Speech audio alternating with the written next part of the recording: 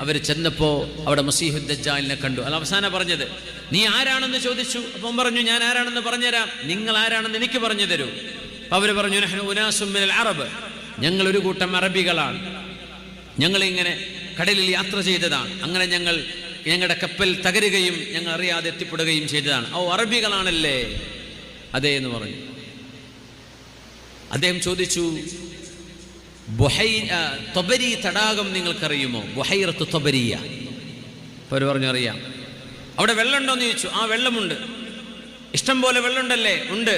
എന്നാൽ ഒരു സമയം വരും, തൊബരി തടാകം മുഴുവൻ വറ്റി വരണ്ടു പോകും. ഏതായി തൊബരി തടാകം എന്നറിയോ? ഇന്ന് ഫലസ്തീനിന്റെ ഭാഗം ഇസ്രായേൽ കൈയടക്കി വെച്ചിട്ടുള്ള, ഇസ്രായേലിന്റെ കൺട്രോളിൽ കിടക്കുന്ന സീ ഓഫ് ഗലീലി എന്ന് പറയുന്ന, സീ ഓഫ് ഗലീലി എന്ന് ഇംഗ്ലീഷിൽ പറയാം. തൊബരി തടാകമാണ്. അത് ശുദ്ധ ജല തടാകമാണ്. കടലെന്ന് പറയാം. ഗലീലി കടൽ, അത് കടലല്ല, ശരിക്കും തടാകമാണ്.